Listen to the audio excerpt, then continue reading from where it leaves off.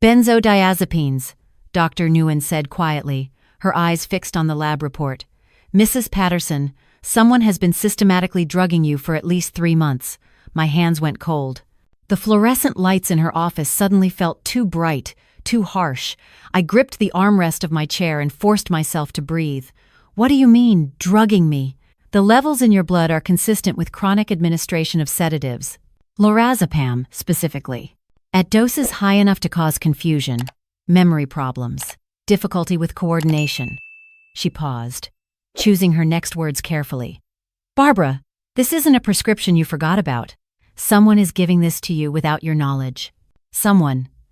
At 67 years old, I'd survived breast cancer, buried my husband of 41 years, and rebuilt my life from the ground up. The truth is, I never really thought I'd find myself I knew here what sharing betrayal this story felt with like. all of you. I was It's been a wrong. journey of self-discovery, Because sitting filled in with that moments sterile challenged office, everything I knew. I ran through the impossibly short list of people who had access to my daily life, my food, my medications, and landed on 2 names that made my stomach turn.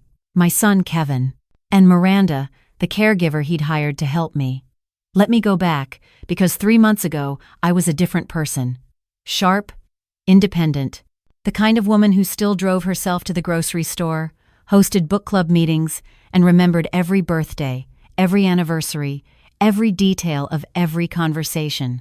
I'd been a registered nurse for 38 years before retiring, and my mind was my greatest asset. Then the fall happened. At least, that's what they told me happened. I woke up on my kitchen floor in Asheville, North Carolina, with a gash on my forehead and no memory of how I got there. Kevin found me. He'd stopped by to drop off some paperwork about refinancing his house, he said. Needed me to co-sign. Mom, thank God I came when I did. You could have died. He was crying. My 52-year-old son, crying like a child. What happened? I asked, confused by the blood on my hands, the throbbing in my skull. You fell. Hit your head on the counter. Mom, this is exactly what I was worried about. You can't keep living alone like this. The emergency room doctor said I had a mild concussion. Nothing broken, but Kevin was insistent. You need help, Mom, at least temporarily. Let me hire someone to check on you, make sure this doesn't happen again. I should have said no. Looking back, I should have trusted my instincts, which were screaming that something about that fall didn't add up. But Kevin was my only child. His father had died just 18 months earlier, and I could see the fear in his eyes. The terror of losing his remaining parent. So I agreed. 1 week later, Miranda moved into my guest room. She was 43, with kind eyes and an easy smile. Former hospice aide, Kevin said. Great references. She'll cook, clean, help with whatever you need. Miranda was wonderful at first. She made my favorite meals, remembered how I liked my coffee, seemed genuinely interested in my stories about nursing, about my late husband Frank, about the garden I'd spent 20 years cultivating. Within a month, I started having episodes. That's what Miranda called them, episodes. I'd lose track of conversations mid-sentence. I'd find myself in rooms with no memory of walking there. Once, I apparently tried to leave the house at 3 a.m. in my nightgown. Miranda found me standing on the front porch, staring at nothing. Mrs. Patterson, she said gently the next morning, I think we need to talk to Kevin about this. You're getting worse. I don't understand, I whispered. I've never had memory problems. My mind has always been sharp. She patted my hand with that practiced sympathy I recognized from my own nursing days. Sometimes these things come on suddenly, especially after head trauma. It's nothing to be ashamed of. Kevin started coming over more frequently. He'd sit across from me at the kitchen table, watching me with an expression I couldn't quite read. Mom, he said during one visit, I've been doing some research. Early onset dementia. It can progress quickly. Have you thought about your long-term care options? What do you mean? I mean, maybe it's time to think about assisted living, somewhere with round-the-clock medical staff, somewhere safe. The word safe felt like a cage closing around me. Kevin, I'm fine. I just need time to recover from the fall. He exchanged a look with Miranda, a look I pretended not to see. Mom, you wandered outside in the middle of the night. You forgot my birthday last week. You called me by Dad's name 3 times yesterday. That's not fine. Did I? I couldn't remember. But Miranda was nodding solemnly, and Kevin looked so worried, and maybe they were right. Maybe my mind really was failing. Maybe I was becoming someone I didn't recognize. The episodes continued. Some days I could barely stay awake past noon. Other days, the world felt foggy, distant, like I was watching my life through frosted glass. Dr. Harrison, my regular physician, ran tests. Nothing conclusive, he said. Could be depression. Could be the after effects of the concussion. Could be early cognitive decline. We'll monitor it. But Kevin wasn't satisfied with monitoring. He mentioned power of attorney. Just as a precaution, Mom, in case you need someone to make decisions for you, he mentioned the house, a 1,920 seconds craftsman bungalow that Frank and I had restored over decades. It had appreciated to nearly $800,000 I never in the told current anyone market. about this before. That house is too much for you to but maintain, it happened on a Kevin Tuesday, said. and I'll Maybe never we forget should think the about feeling. selling it, using the money for your care. Everything I owned, everything I'd built, was slowly being discussed as if I was already gone. And I was too confused, too tired, too drugged to fight back. Then my sister saved my life. Pauline was 3 years younger than me, a retired schoolteacher living in Charlotte. We'd always been close, talking on the phone every Sunday without fail. But over the past few months, according to Pauline, our calls had become strange. You'd repeat yourself, she told me later. Forget what we just talked about. Sometimes you'd just trail off mid-sentence. That wasn't you, Barbara. That's never been you. She drove up to Asheville unannounced one Saturday morning. Kevin and Miranda didn't know she was coming. Nobody did. What I remember from that day is fragments. Pauline's face when she saw me. The shock in her eyes. My God, Barbara. You look like a ghost. I'm fine, I said automatically. Miranda takes good care of me. Pauline stayed for lunch. She watched Miranda prepare my food. She watched me eat. She watched me become drowsy and confused within an hour of finishing my meal. The next morning, while Miranda was at the pharmacy picking up my medications, Pauline sat me down. Barbara, I need you to listen to me carefully. Something is wrong here. I'm sick, I said dully. Kevin says it might be dementia. Pauline grabbed my hands. Barbara, you were sharp as a tack 6 months ago. You remembered every patient you ever treated. You could recall conversations from 30 years ago. Now you can barely remember yesterday. That doesn't just happen. It does sometimes, I echoed the words that had been repeated to me so often. After head trauma, early onset. Bullshit. Pauline's voice was fierce. She leaned closer, lowering her voice. I watched that woman fix your lunch yesterday. She put something in your tea. I saw her. The fog in my brain seemed to part, just for a moment. What? A powder. From a little packet. She was careful about it, turned away from me, but I saw her reflection in the window. Barbara, I think she's drugging you. I wanted to dismiss it. I wanted to believe that my son loved me, that Miranda was helping me, that my mind was simply failing like so many others before me.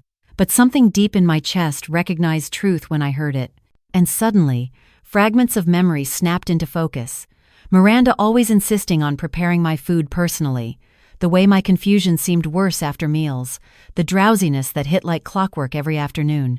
Kevin's growing urgency about power of attorney, about selling the house. The fall I couldn't remember. What do I do? I whispered. Pauline was already pulling out her phone. First, we get you out of here. Then we get proof. That afternoon, I told Miranda I was going to Charlotte with Pauline for a few days. A sister trip, Kevin protested. Mom, you're not well enough to travel. I'll be fine. Pauline will take care of me. The look that passed between Kevin and Miranda lasted only a second. But I saw it. Fear. Not for me. For themselves. In Charlotte, away from Miranda's carefully prepared meals, I improved dramatically within 72 hours. The fog lifted. My memory sharpened. My hands stopped trembling. By day 4, I felt like myself for the first time in months. Dr. Nguyen, Pauline's physician, agreed to run a comprehensive blood panel. She was the one who found the benzodiazepines. The one who looked at me with barely contained fury and said, "Someone has been poisoning you, Mrs. Patterson." And I knew exactly who. But knowing wasn't enough. I needed proof. I needed evidence that would hold up in court. I needed to understand exactly what my son had done. So I did something that went against every instinct in my body. I went back. Pauline thought I was insane. "You can't go back there. They'll kill you." "They're not trying to kill me," I said, the pieces finally clicking together. "They're trying to incapacitate me. There's a difference. Kevin doesn't want me dead. He wants me declared incompetent so he can take control of my assets. The house, Frank's pension, my savings. If I die, everything goes through probate. If I'm incapacitated, he gets immediate access. It's cleaner." Pauline stared at me. "How do you know that?" "Because he asked me to sign a power of attorney 3 times last month. He's been pushing me toward assisted living. And he keeps mentioning how expensive memory care facilities are." She connected the dots. "He'd drain your accounts to pay for care. Care at a facility where no one would question your confusion because they'd been told you have dementia. And once the money was gone, I'd be stuck there. Or I'd conveniently die. A frail old woman with cognitive decline. Who would question it?" We built our case methodically. Pauline hired a private investigator, Marcus Webb, who specialized in elder abuse cases. We consulted with Harrison Stone, an attorney whose reputation for destroying people who preyed on seniors was legendary in North Carolina. And I went home. Back to Miranda. Back to the carefully poisoned meals. But this time, I was ready. The morning I returned, Miranda greeted me with that false warmth I now recognized for what it was. "Mrs. Patterson, I'm so glad you're home. I was worried about you." I smiled. "I'm feeling much better. The trip was exactly what I needed." For the next 2 weeks, I played the role of the confused, declining old woman. I ate Miranda's meals, or rather, I pretended to. Every dish she prepared for me. I would take a few bites in front of her, then dispose of the rest when she wasn't looking. Down the garbage disposal. Into plastic bags I hid in my bedroom and gave to Pauline during her visits. The investigator had installed hidden cameras throughout the house while I was in Charlotte. Tiny devices, invisible unless you knew where to look. Every room, every angle. We recorded everything. On day 4, we got what we needed. The footage showed Miranda in the kitchen, alone.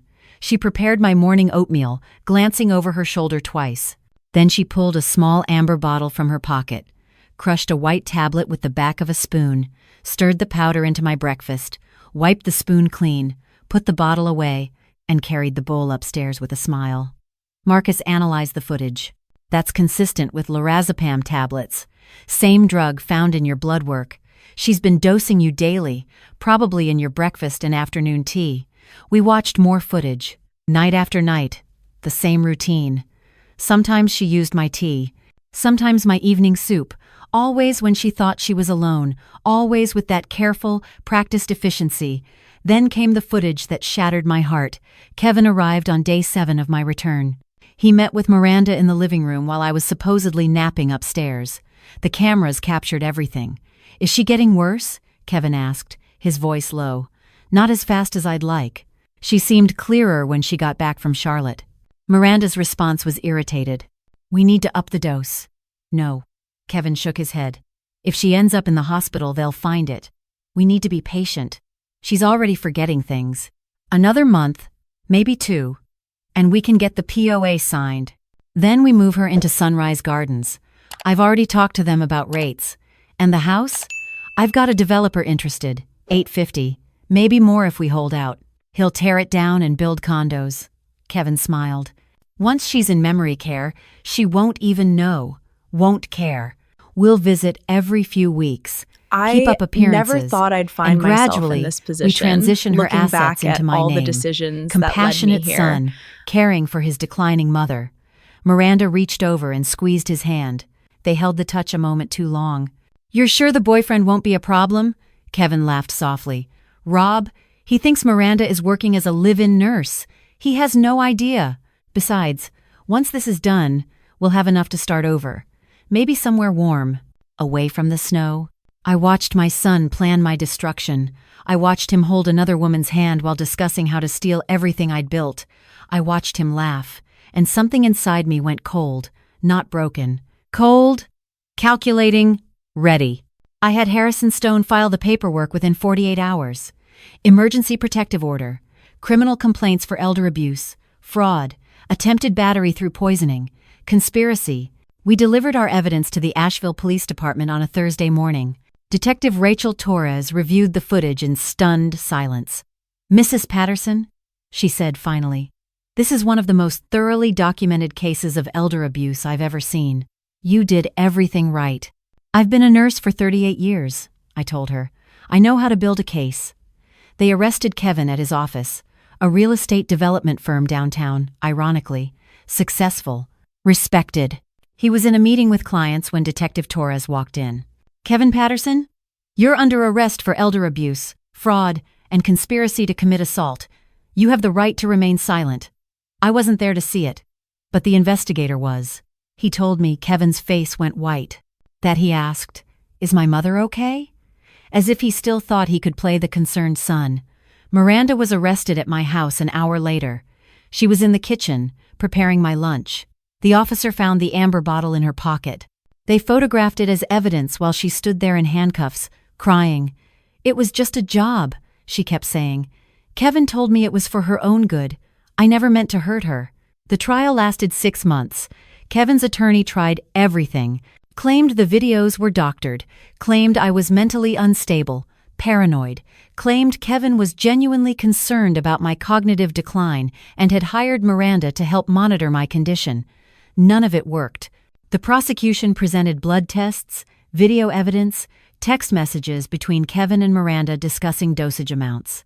They presented bank records showing Kevin had already consulted with 3 different real estate developers about selling my home. They presented my own medical records, showing my dramatic improvement once I stopped consuming Miranda's poisoned meals. The jury took 4 hours to convict both of them on all charges. When the verdict came down, Kevin finally looked at me. For the first time since his arrest, our eyes met across the courtroom. I expected to see anger, defiance, maybe even hatred. Instead, I saw fear. The raw, animal fear of a man who had gambled everything and lost. Judge Williams sentenced Kevin to 12 years for elder abuse, fraud, and conspiracy. Miranda received 8 years. "You took advantage of a vulnerable elderly woman," the judge said to Kevin. "Worse, she was your own mother. The woman who raised you, sacrificed for you, loved you unconditionally, and you repaid that love by trying to steal her mind, her home, her dignity. This court has no sympathy for predators who target their own families." After sentencing, a reporter asked me how I felt. "Relieved," I told her. "Heartbroken, but mostly relieved." Someone else asked if I had a message for other seniors in similar situations. "Trust your instincts," I said. "If something feels wrong, it probably is. Find someone you trust. Document everything. Fight back. You've earned the right to your own life. Don't let anyone take it from you." The story made national news. Son, drugs, elderly mother to steal her home was everywhere for a week. A true crime podcast did a 3-episode deep dive. And that's when a documentary I realized filmmaker the reached greatest out about telling my story. are just I opportunities declined most of in it, disguise. but I agreed to speak It at senior changed centers, everything. at hospitals, at community groups. If my story could help even one person recognize the signs, recognize the manipulation, then maybe some good could come from all this pain. Now, 14 months later, I'm still in my house, the craftsman bungalow that Frank and I restored by hand. The garden is blooming again. Roses and hydrangeas and the vegetable beds that Frank built in 1987. Life persists. Every morning, I make my own breakfast. Simple things, eggs and toast and coffee that I prepare myself in my own kitchen with complete confidence that no one has tampered with any of it. I know exactly what goes into my body. I know exactly who I am. My sister Pauline visits every month. She's still angry. Angry at Kevin, angry at Miranda, angry at herself for not noticing sooner. "You did notice," I remind her. "That's what saved me." Some nights, I still wake up confused. A remnant of those months of drugging, doctor. Nguyen says, the fog might fade completely, or there might be some permanent effects. We won't know for years. I've accepted that uncertainty. After surviving what I survived, uncertainty feels manageable. What keeps me up at night isn't the drugs or the confusion. It's the question I'll never fully answer. When did my son decide I was worth more confused than cognizant? When did he look at me, his mother, and see a resource to be harvested rather than a person to be loved? Was it when his business struggled 2 years ago? When his divorce left him financially strapped? Or was it earlier, something broken in him that I failed to see? I'll never know, and I've stopped needing to know. Kevin writes me letters from prison. Long, rambling apologies that feel as performed as Miranda's kindness once did. I don't read them anymore. Some people say I should forgive him, for my own peace of mind, they say, to let go of the anger. But here's what I've learned at 67 years old. Forgiveness doesn't mean pretending betrayal didn't happen. It doesn't mean opening the door to someone who tried to destroy you. It means choosing not to carry the poison they gave you. And I've had enough poison for one lifetime. What I carry instead is purpose. Last month, I helped a 74-year-old woman in my support group recognize that her grandson was manipulating her. He'd been isolating her from friends, handling all her finances, and pressuring her to add him to the deed of her house. She'd thought she was being paranoid, that she was ungrateful for suspecting family. I know that feeling, I told her. Trust it anyway. She did. She consulted an attorney. Discovered her grandson had already forged her signature on several documents. He's facing charges now, and she's safe. That's my legacy. Not the house, not the money, not even the story that made the news. My legacy is the grandmother in Raleigh who called the police, the widower in Greensboro who installed cameras, the retired teacher in Durham who finally said no. Every time someone trusts their instincts because they heard my story, my son loses a little more. His scheme was built on silence, on victims too confused or ashamed or family loyal to fight back. Every voice that speaks up dismantles that plan. I'm 68 now. My doctor says I'm in excellent health, probably good for another 20 years or more. 20 years in this house. 20 years of gardens and book clubs and Sunday calls with Pauline. 20 years of making my own breakfast, trusting my own mind, owning my own life. Kevin expected me to fade quietly. A confused old woman shuffled into a facility, signatures obtained, assets transferred, conveniently forgotten. He expected me to disappear. Instead, I'm louder than I've ever been. The house still stands. Beautiful and old, and worth every penny of what it might sell for someday. But it's mine. Will remain mine until I decide otherwise. Not until someone decides my life is worth less than real estate. Last week, I planted new rose bushes in the front yard. A variety called Survivor. The woman at the nursery said they bloom even after the harshest winters. They're already putting out buds, pink and red and resilient, like me. Because here's what I know now. What I wish I'd understood before all of this started. Getting older doesn't make you weak. It makes you dangerous. You've survived everything life has thrown at you for 60, 70, 80 years. You've buried loved ones and rebuilt careers and weathered losses that would break younger people. You've earned your strength. Don't let anyone convince you that age has stolen it. My son thought my years made me vulnerable. Instead, they made me unstoppable. And I plan to keep being unstoppable for a very long time.